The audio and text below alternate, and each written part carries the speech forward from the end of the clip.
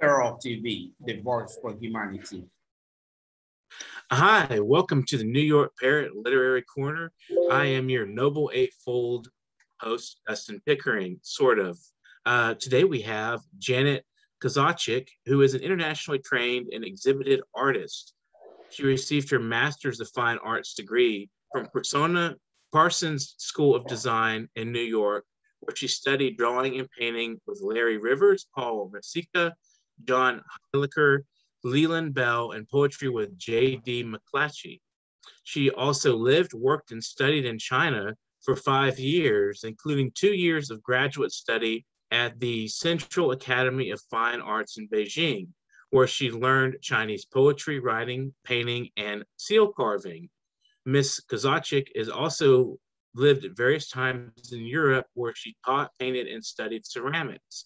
In addition to painting, she is a well-known mosaic artist and was the founding president of the Society of American Mosaic Artists.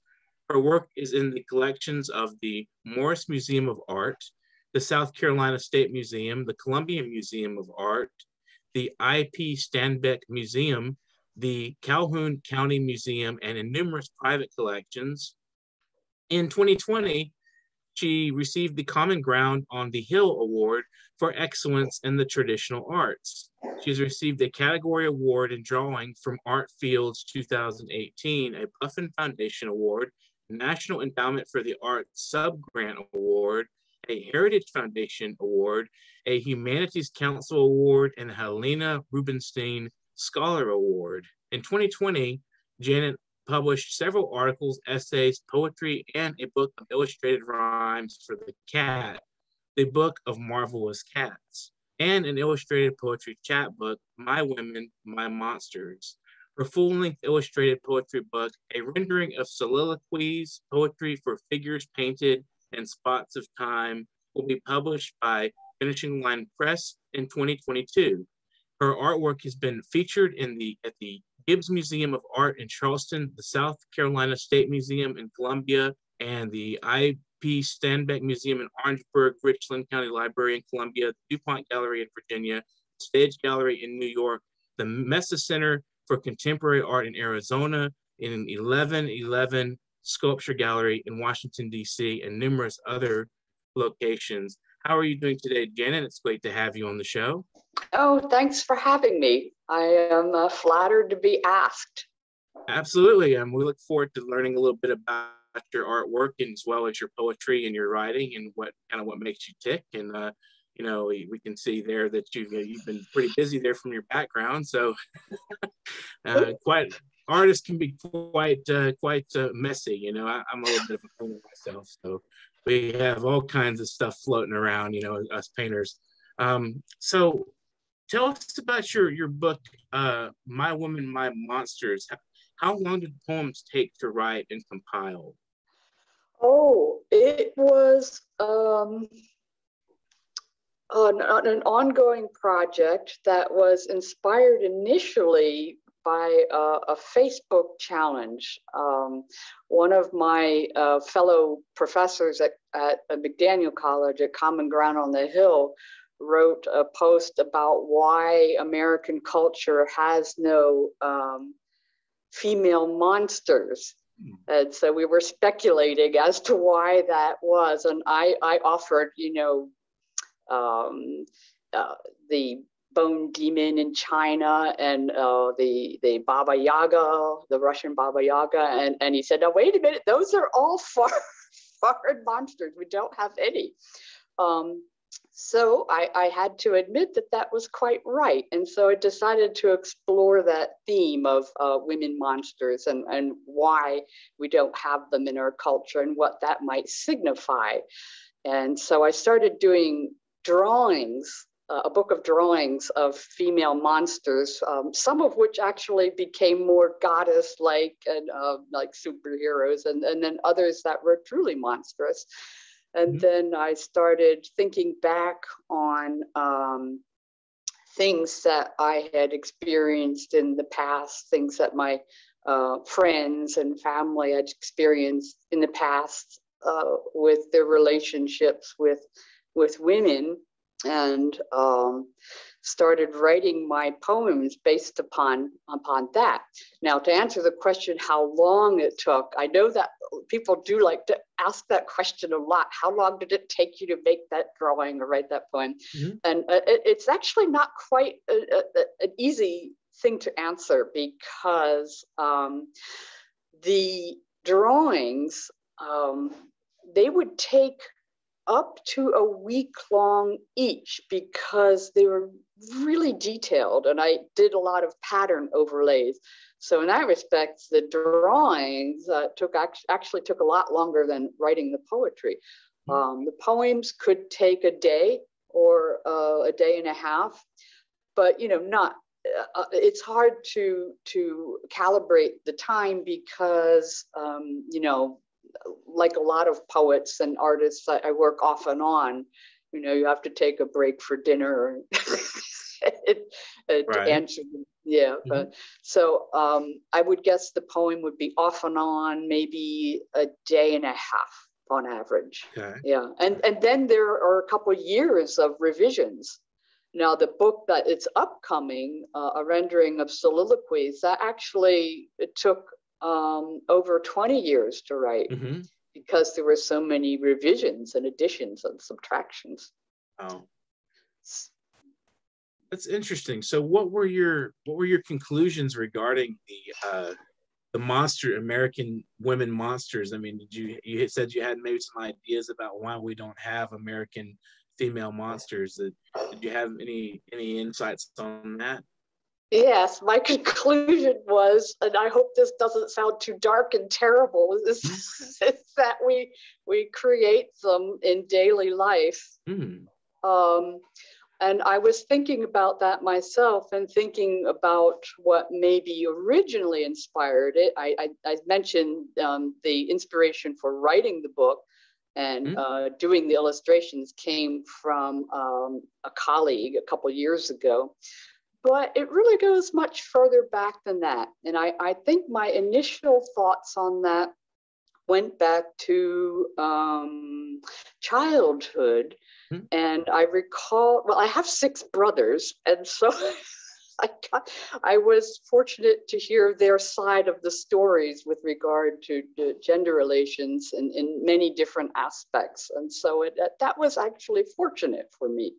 And I recalled that one of my younger brothers had a teacher, and this was probably late 60s, early 70s, and he had a teacher a young female teacher who was really lovely looking, but she was absolutely monstrous, and she was not good to him, and I didn't understand why.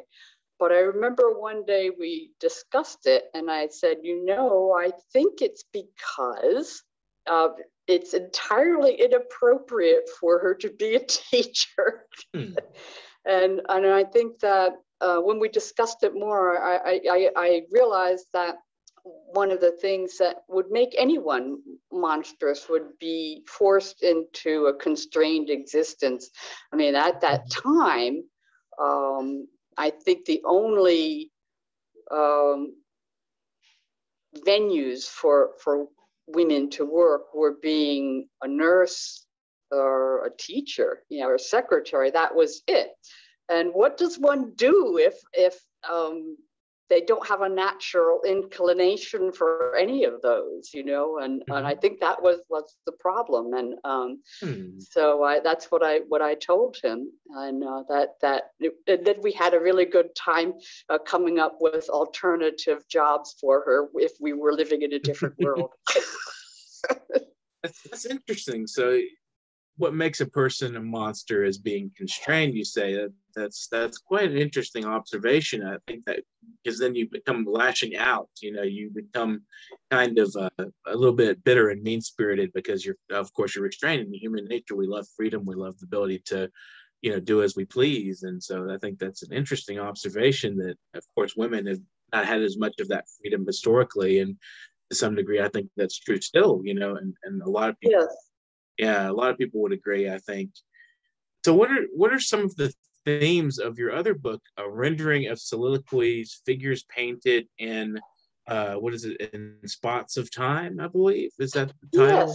Yes. Okay. Where did you come up with that title? That's quite an interesting. I've never heard such a long title. It's a great title. I mean, it's great. I'm not knocking the title. I'm just saying it's a really interesting and a very conceptual title. What does it mean, and where did you come up with that? Okay, the original title was Moments and Lights and Shadows, and I never really liked that title, partly because moments is overused in literature, and so I wanted to have a more poetic way of describing significant moments, and that came from Wordsworth, who described epiphanies as spots of time. Oh, so that comes from Wordsworth. And a rendering of soliloquies. Now that describes the duality of the visual art, the artist's rendering, as well as the soliloquies that were delivered to me by the subject's modeling. What was very interesting about drawing and painting figures from life is that it takes a long time, right? And someone has to sit for a long time. And what many people would do was they would relax, and then they would relax more, and then they would start free associating about their lives. And some of these stories they told were absolutely amazing. And so some of the words, their phrases, made their way into the poetry book. And so I guess I just spun their tales and made them musical. Interesting. Yeah, so you turned poetry from real life, what you had heard from other people, into poems, and made that into this book. That's quite fascinating. So you have an award-winning poem, Diagnosis. Can you tell us about that poem? Which poem? Diagnosis. Diagnosis. I don't have a poem called Diagnosis. No. Oh, I thought you did. Maybe I was mistaken. Well, yeah, maybe I was mistaken about that.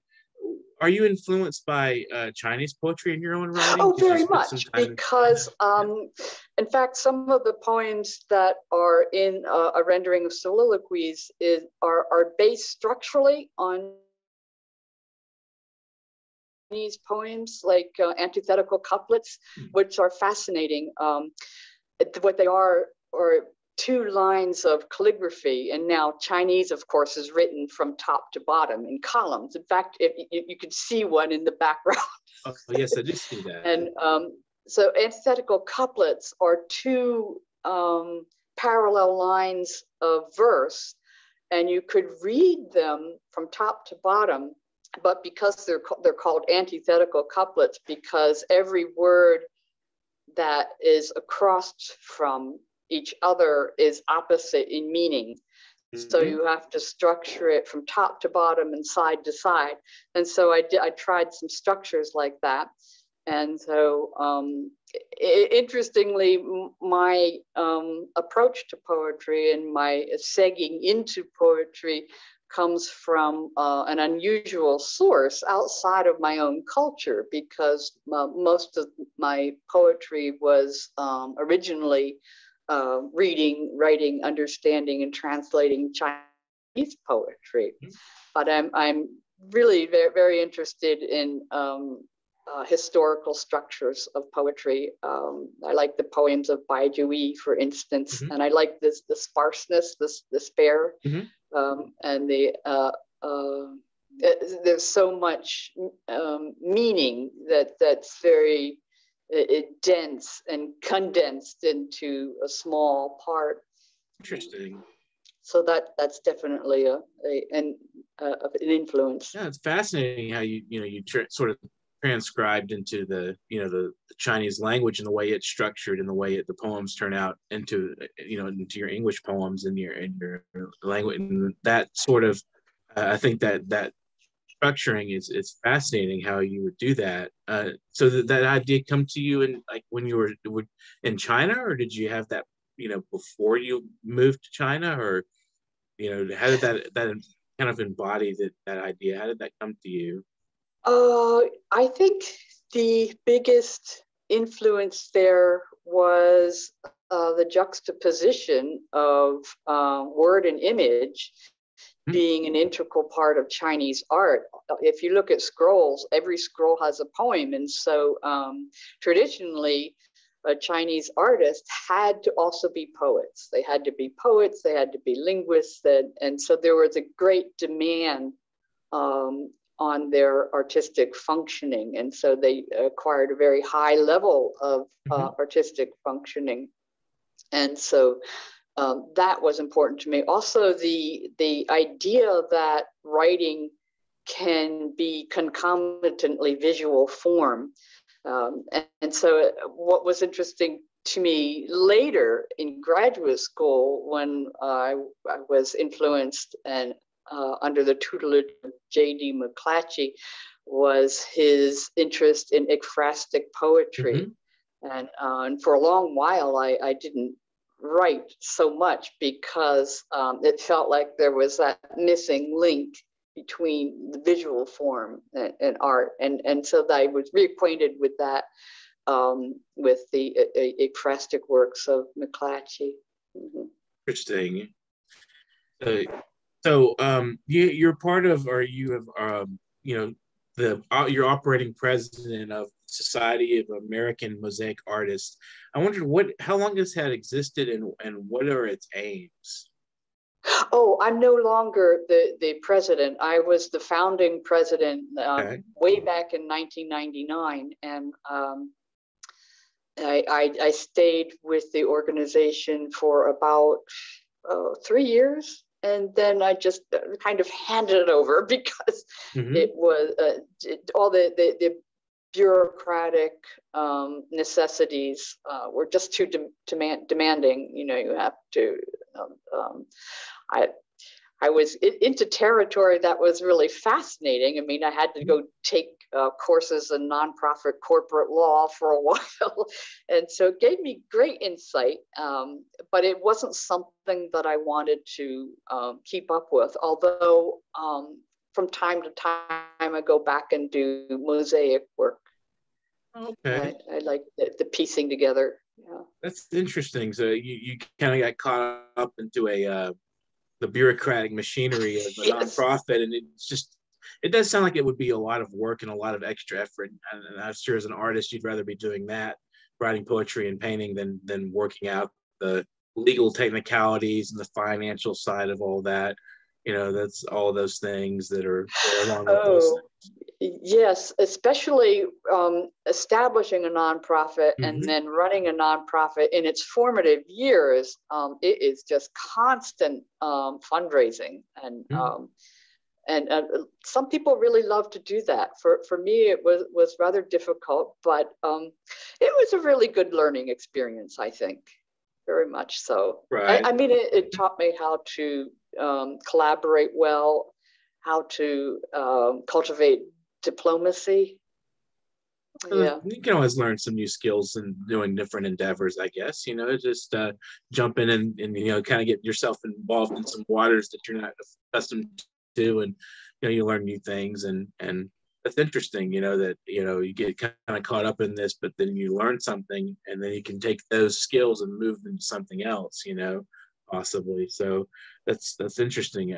I wasn't sure if you were still involved with that or not. But another question I had, and then I'll let you read a couple of poems, is when did you write your first poem, and how did it feel, and how did it draw you to poetry? I know that I started writing as a teenager, actually a preteen, and I have no memory of those poems, but I think it just made me feel in touch with a better part of myself, and an attachment to something that is a very core principle in humanity. Interesting. Yeah. It's sort of a spiritual exercise of sorts. Yes. Yeah, that's quite interesting. And I think a lot of poets feel the same way, that it's something that brings you forward into yourself more, and more in touch with humanity, and more in touch with the things that make us tick, I mean, it's a big mental thing, it's excellent exercise, and sort of learning about yourself. So if you would, you can share some poems for us. We'd love to hear them. Oh, okay. Well, we talked about my women, my monsters. I just happen to have that in front of me, and Okay. Unfortunately, I don't have my rendering of soliloquies, but I do have also the book of Marvelous Cats, which is just a kind of a piece of fluff. So the book, My Women, My Monsters, it has poetry in it that is quite dark and a little bit intimidating, but it also has some poems that are a little bit more humane, a little bit more, I'm not sure, the word escapes me now, but they're a little more spiritual. And so one of those that is a little more spiritual would be the poem, let's see, Crow. Where, I don't know if you can see that. Wow. Kind of has some hard to see. Sort of primitive art feel to it a little bit, like, it's very interesting artwork there. Yeah, this one it's a bit more shamanistic. Okay. Yeah. And so it's Crow. All right. Crow watches you with eyes you cannot see, black on black against the setting sun, waiting in quiet silhouette upon a branch. Crow seeks you in benevolent predation to feed upon your sorrows and swallow your regrets. Crow finds you alone among the living, lost within memories of departed souls who call and call your name. Crow grasps you in her claws folded tight around your waist, her black beak cool against your face. Crow knows you when you cross the bridge into that great void and come back home again. I love the way you begin with the color, and the way that you can't decipher the eyes because of course crows are black and they have black eyes. You can't really see the eyes of the crow, and then sort of penetrating you, and that's an interesting way to portray a monster, or something that's devouring you. I love that. It was quite a poem. Thank you for sharing that. Oh, thank you. And one that we talked about a little bit about constraints and the production of monsters because of constraints. And I do have one that perfectly reflects that idea. Okay. And that would be the poem Mother Puffer. So, yeah. Which purposely sounds a little bit risque. Right. But always the intention. The Mother Puffer. Yeah. Mother Puffer. With every wrong perceived, she expands, filling her interior with the air of past and present sins, meticulously counting them as they enter. The one time you did that, the other time you said this, the last time I saw you didn't do that, the next time you should have done this. Mother Puffer grows larger and larger in a balloon of discontents distending beneath her thinning skin. She is silent, but knows it is a myth that quiet things are happy, a lie that silence is peaceful, and a mistake to think that a still cat is not waiting to pounce upon its prey. Mother puffer enlarges, translucent and shining like a pregnant belly. You who have wronged me will suffer soon. She ruminates upon the little hurts. She guides into her interior like tacks and pins that poke her skin and stick her tongue. They inflame her more and more. Mother puffer swells like a ball of spores waiting to disperse. She reaches the limit she can contain within her straining walls. Then something, anything, brushes against the coiled madness. It splits without warning with the barest slightest touch against every living being in her midst. Mother puffer explodes. The hurt held in becomes the pain expelled in projectiles of razors, tacks, and nails like Pandora's box of wicked plagues. They curse the world and all the living contained therein. They care not who they wound with their cuts, their scrapes, and their searing punctures, hurling ever outward. That's quite a lot of psychological observation going on there. It's excellent. I love that. It's very deep. It's very thought-provoking, and you present the image, and it's consistent. The imagery is consistent, and I like that you constantly go back to this image of something puffing up and then exploding. Quite a fascinating poem, actually. So that's your image of confinement. That's interesting. I enjoyed that. Oh, thank you. So we have let me know about a remaining 7 or 8 minutes left. I'm curious, you also do painting. We haven't talked much about the artwork.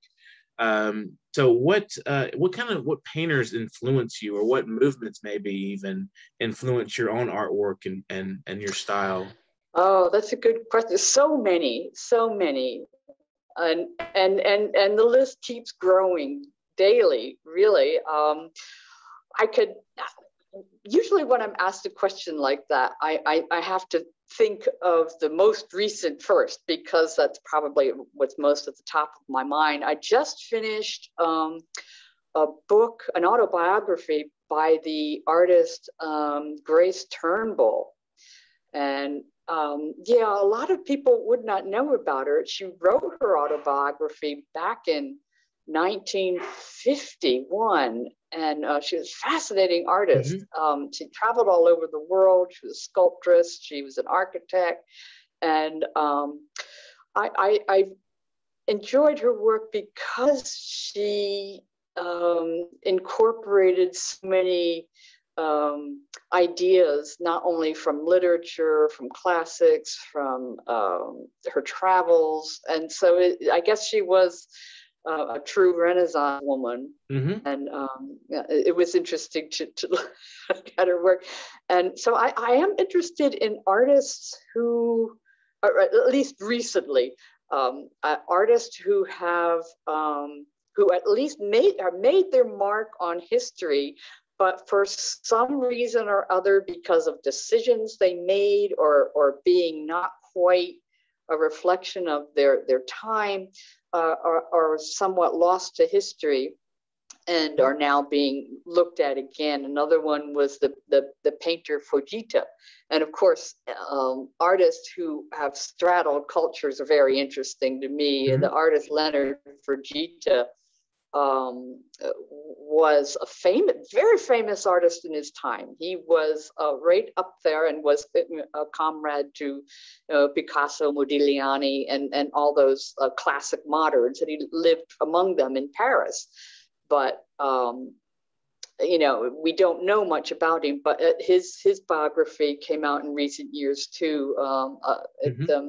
I've forgotten the author's name now, but the book is called Glory in a Line. And it was a book about how he meshed the Japanese emphasis on calligraphic lines in art, and adapted that to painting on canvas. He created a very, very, very white surface, and he was able to use tiny, thin brushes that were loaded with ink, and he would draw a person on this huge canvas, all with one line.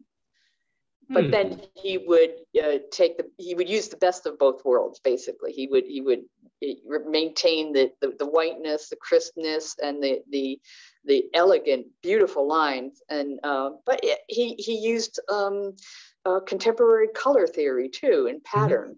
So it just was the best of both worlds. And of course, he is someone that we don't know much about, because he eventually he worked for the Japanese military during World War II. And then that was that, you know. Wow. Yeah. I kind of got buried there. Yeah. And I think I'm just speculating, but I think probably Grace Turnbull maybe didn't, or maybe perhaps fell out of favor because she threw in her support for prohibition. Oh, wow. Yeah. Oh, okay. So we have, remaining couple of minutes that if you want to impart some ideas to our audience about, how to sustain your art, and how to, keep it moving, and, a few words of advice, or if you want to just say thank you to people who have inspired you, or, people out there who may be great patrons of your art, or anybody you want to thank in general. Oh, sure. There are so many people I would like to thank. I'd like to thank Finishing Line Press, because they are very good at, they're good advocates for their authors. And I'm very grateful to them for incorporating my illustrations. It's very difficult to find a publisher who, allows visual art by the author. I mean, a lot of publishing companies have their own in-house illustrators. And so this was a great opportunity. And the next book will also have about 70 of my own illustrations in it. And so, I am inspired by mentors and colleagues here in South Carolina. There's Mind Gravy Poetry. It's a great group. They're traveling ekphrastic troubadours. A good group. There are a lot of there's no shortage of good poets here in this state. We have this long history.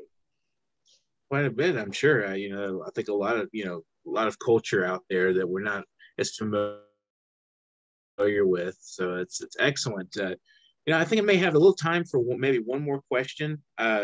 So when you were, this is kind of a personal question. When you were young, did you expect to be an artist? Yes, I did. I wanted to be an artist from the age of 5. Wow. Yes. That's interesting. So sort of a preoccupation, maybe it just kind of stuck with you. It did, but certainly that interest waxed and waned over time. For a while, I wanted sincerely to be a physician instead, and I majored in pre-med in college. Okay, which served me well. It's one of my odd influences in my poems was a textbook on the autonomic nervous system. Interesting. So do you have any final words you'd like to say before we close the show? Final words. I do have the Book of Marvelous Cats too, and I suppose those poems are very short. They're only 4 lines. They're I just want to read one. Funny little rhymes for the cat. But there are cats that would do that influenced by T.S. Eliot by any chance? It was. I It thought was so. indeed. And number 8. Quite an interesting little book that they're all, of course, anthropomorphous, and you know, we may not have so much time after all. It's about a minute. Okay, we have about a minute and a half. Quite all right. Quite all right. I'll just go ahead and close the show. And it's been a pleasure talking with you. And with everyone out there listening in, check out her work. Check out Janet's work. You know, we'll definitely would love to have more patrons of the arts out there buying people's stuff. And so, you know, we also are looking for 1 million subscribers to our channel. So if you're out there and you're watching, everybody out there, please tell others about us, spread the word, talk to your friends, your family, your coworkers, anyone out there who's interested in the arts. Please get them involved and subscribe to the channel. It just takes the click of a button. And we're looking for donations from anybody out there. It's paypal.me/nyparrot. That link will be in the YouTube station there. And we are the best and only show offering a global viewership for the arts, currently operating as a TV station here. So everybody out there, please subscribe. Tell others, and thank you very much, Janet, and thank you to our viewers. And this is the New York Parrot Literary Corner. I am Dustin Pickering, your noble host. We will speak again tomorrow. You do not know where we will be. Thank you again. Goodbye. Thank you.